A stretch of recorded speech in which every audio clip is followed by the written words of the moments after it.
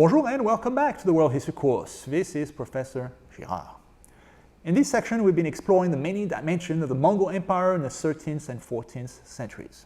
War, of course, that was the first lecture, but also exchanges between the many areas brought together by the Mongol conquest, whether it's commercial exchanges, the Silk Road, or diplomatic exchanges, Marco Polo. That was the second lecture. Today we'll study another kind of exchange, epidemiological exchange, i.e. disease.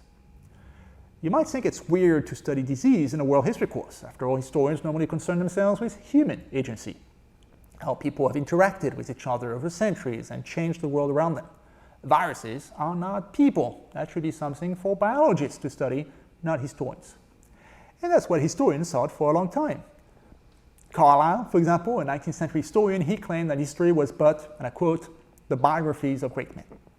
Just write biographies of Julius Caesar and Napoleon, according to Carlyle, and you're done. That's history. But one other historian, William McNeill, argued otherwise in a book from the 1970s called Plagues and People. In his book, McNeill noted that epidemics in history often killed far more people than warriors ever did, and that viruses have had more impact than Carlyle's beloved great men, at least judging by the simple metric of lives lost. And I can attest to that. So far in the class, we mentioned the great empires of Athens and Rome and Justinian. All of these were brought down in part by plagues. My own field of expertise is the Haitian Revolution, a giant slave revolt in the 18th century Caribbean. That revolt was started by courageous ex-slaves like Toussaint Louverture or Jean-Jacques Dessalines, but the history of that revolution was also influenced by disease. African slaves were in the Caribbean in the first place because the disease spread by mosquitoes, yellow fever, made it impractical to use European workers on sugar plantations. Then when the slave revolt began in Haiti in 1791, the French, the British, and the Spanish sent massive armies to rein in the slave revolt. And those European armies were wiped out by yellow fever, whereas the Creole rebel slaves, being local, were generally immune. Yellow fever. That's why Haiti is an independent black republic today. So don't get too worked up in the details of this battle or that treaty. Occasionally, the spread of disease was much more consequential in history. And that's definitely true of the Mongol era. Despite all the things that Genghis Khan and the Mongols did, conquering an empire, meeting diplomats, fostering trade, etc., arguably the most significant consequence of their rise was that they helped spread the Black Death epidemic across Asia. By Black Death, I mean the plague, a disease that can take various forms. It could be the bubonic plague, so-called because lymphatic nodes in the groins and the armpits get inflamed into big pimples, the buboes, like you see in that gross picture.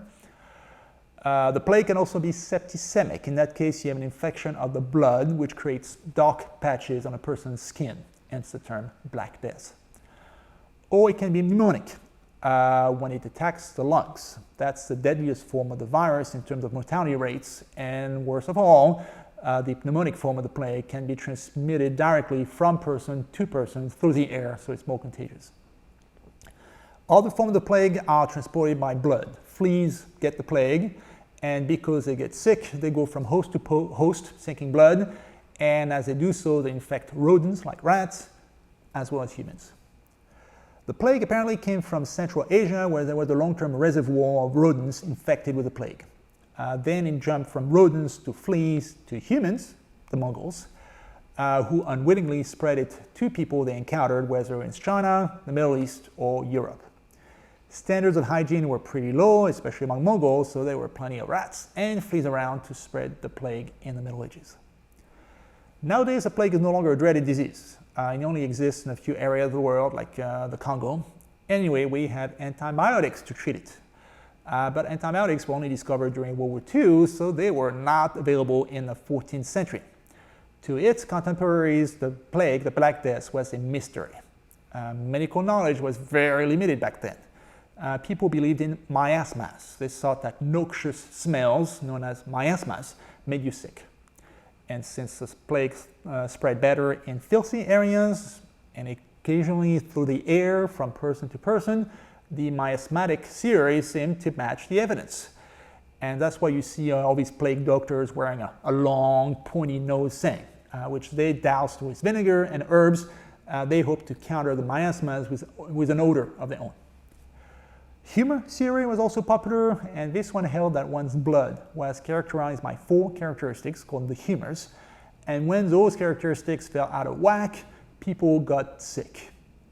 Again, some of the symptoms like the buboes or the dark patches of the skin seemed to match the theory that there was something wrong with the blood of plague victims, and that's why doctors would bleed patients. Just to be clear, all that is quack medicine. Smelling vinegar or drawing blood, that won't cure you. The plague is actually caused by a bacteria, Yersinia pestis, so antibiotics are key. But people didn't know it back then since they didn't have microscopes. Even today, it's difficult to know which plague we're talking about when we study the Black Death. We only have access to descriptions made by medieval doctors in China and Europe who did not have access to modern science.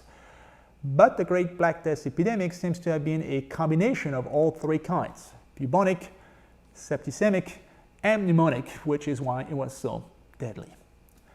I'm taping this in the middle of the COVID-19 epidemic, which has upended our lives in 2020, even though it's not that deadly, relatively speaking. Roughly 1 or 2% overall, far less for healthy young individuals. By comparison, as late as the 1930s, before antibiotics became available, the plague could kill 60 to 70% of patients.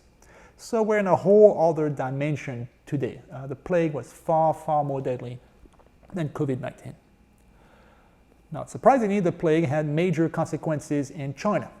Mysterious epidemics in Hubei province killed 9/10 of the population in 1331, for example, and then it spread to other areas in the 1350s. But it is difficult to know how much of the death toll in China was caused by the plague, how much of it was caused by famine and general social dislocation during that period, and how much was caused directly by the Mongols, whose ongoing conquest of China was singularly brutal.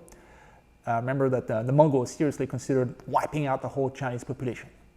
So whatever the cause, we know this much. The population of China, which was 123 million people in 1200, dipped to 65 million by 1393.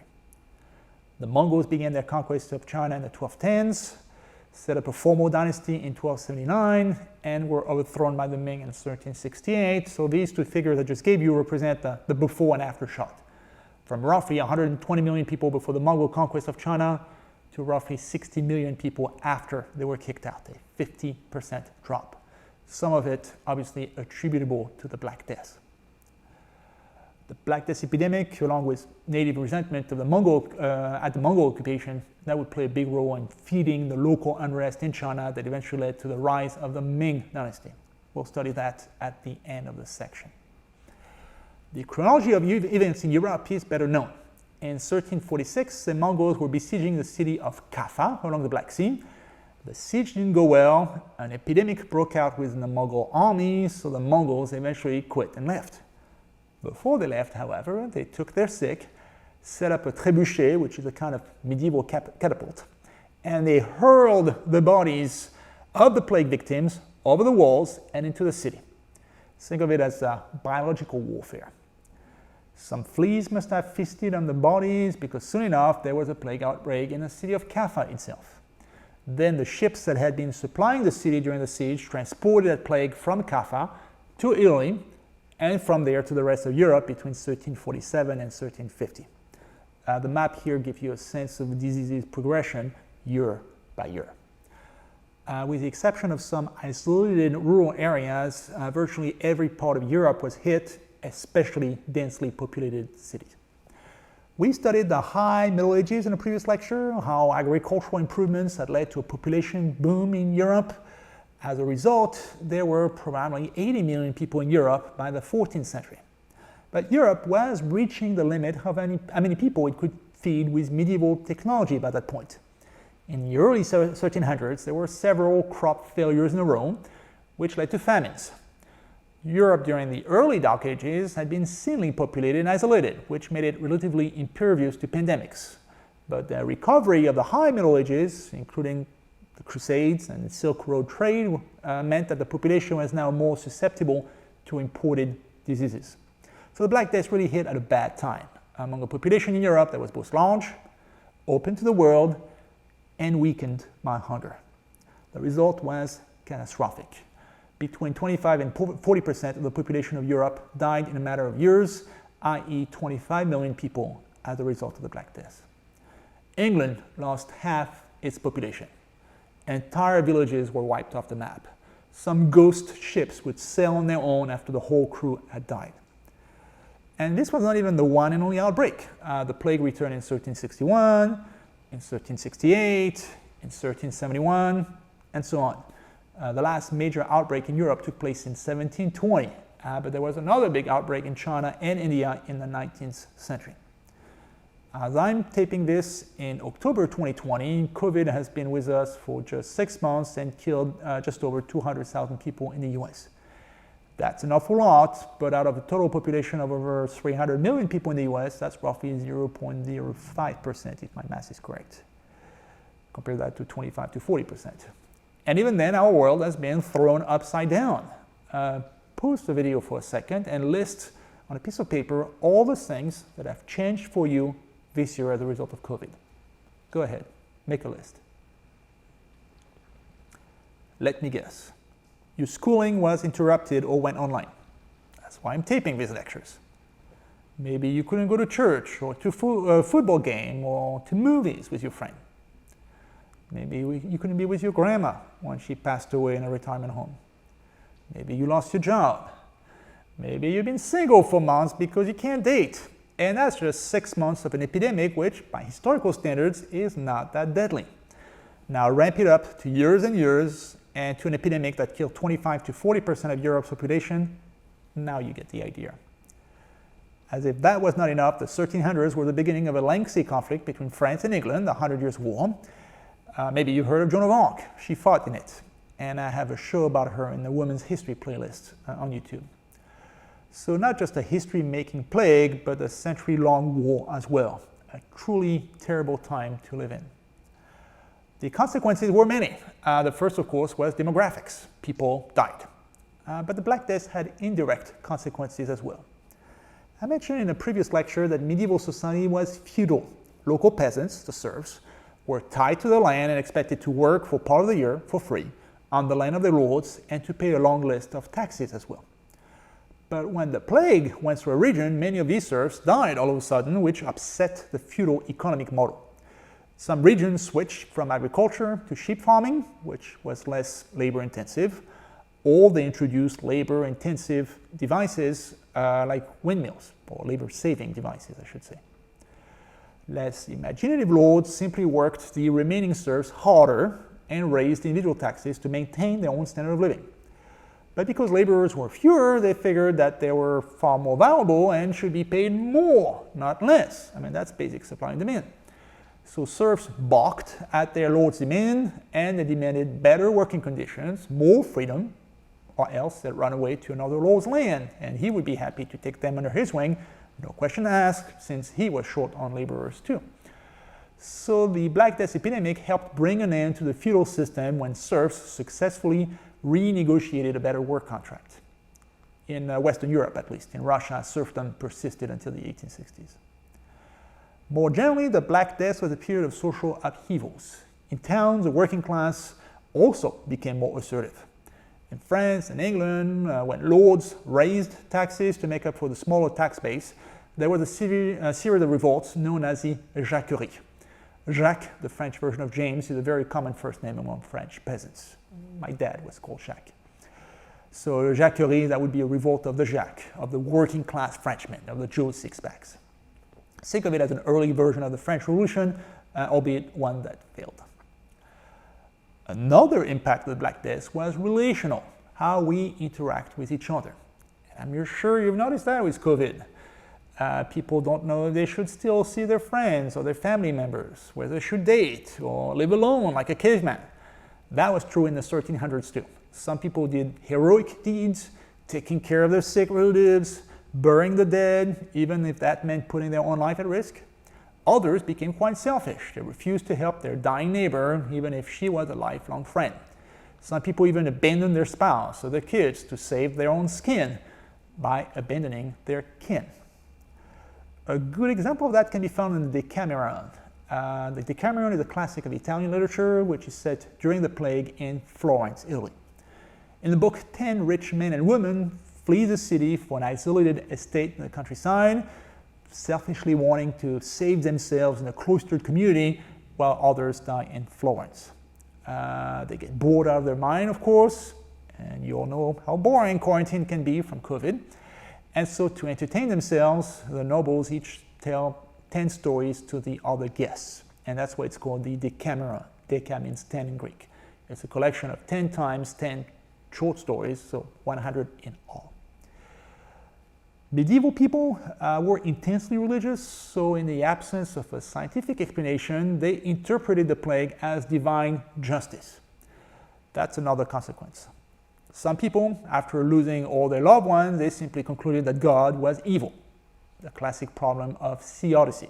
If God is good, why does he allow so much evil to happen? So they lived a life of excess, they tried to have as much fun as they could while alive, and they ignored a God who had so obviously failed them. Others went the other way altogether. They figured that the end of the world was near, that the plague was a sign of the impending apocalypse, and they prepared themselves for the rapture. In Germany, some religious zealots would do gloomy processions where they whipped their back, hoping to purify their souls by punishing their flesh. They were called the flagellants, which means those who whip themselves. Flagellants, not flatulence. As far as I know, they had no digestive issues. The movement was popular in Germany for a while until the Pope denounced it as excessive, misguided religiosity. Speaking of excessive, misguided religiosity, in the city of Strasbourg, that's in France, Christians accused the Jews of having started the plague, somehow, and so they burned 2,000 Jews in a particularly infamous pogrom. Even the art of that era changed. The great Gothic cathedrals were put on hold because there was a shortage of laborers. Plus, people were not in the mood for some optimistic temple of light when the whole world was crumbling around them. Instead, the danse macabre became a popular motif in art. That featured a world where the dead and the living were all intermingled. Where the living were downtrodden, where the dead were happy, dancing, having a blast, hence the term macabre dance. And that artistic motif was clearly inspired by the ghastly scenes in European towns where the dead were lying everywhere, unburied. A living person might be dead the next day, and life seemed more pleasant for the dead than it was for the living. When visiting churches and cemeteries in Europe, I also noticed a change in sarcophagi too. These are the stone coffins used for fancy people. Earlier, the sarcophagi would represent noblemen and noblewomen in a peaceful repose, looking the best, possibly accompanied by a favorite dog or sword. Later art is more somber. The bodies are represented in a more gruesome, but also more realistic way. Emaciated, rotting, skeleton, clearly because artists were surrounded by the dead and the dying, and they depicted the world as they saw it. Illustrations here should give you a good idea.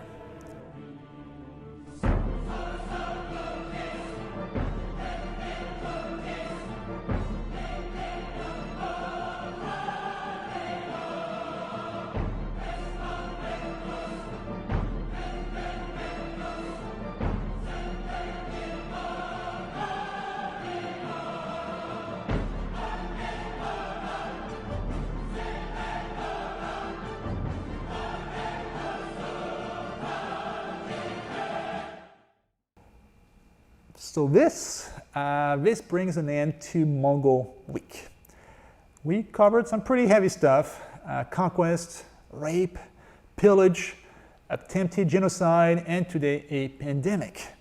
And that's a common issue in history. We tend to focus on the moments that stand out, and awful wars and epidemics have a way of standing out. As a historian, I often feel like the angel of death. War, famine, pestilence, these are my stock in trade. The same is true of journalists, I guess. You'll never see a story in the nightly news about trains arriving on time and everything going well at work. News are always about murders and natural catastrophes. But that's especially true when covering the Mongols. For every civilization that we've covered, I've always balanced accounts of war with accounts of the civilization's cultural achievements. A bit about the Battle of Marathon, a bit about Sappho and Socrates in Greece. But the Mongols were not known for their philosophers and their poets. So much for that. I've also spent a fair amount of time on architecture, often what we remember of a civilization and what they left behind in stone, whether it's the Great Pyramids of Egypt, the Great Wall of China, or Machu Picchu in Peru. But the Mongols were nomadic, so by definition they built nothing, which is why I focused on the Black Death, even if that meant a lot of stories of macabre art and selfish Florentines. If you find all that depressing, here's a picture of a pink, fluffy unicorn. I hope that makes you feel better. Au revoir, see you next time.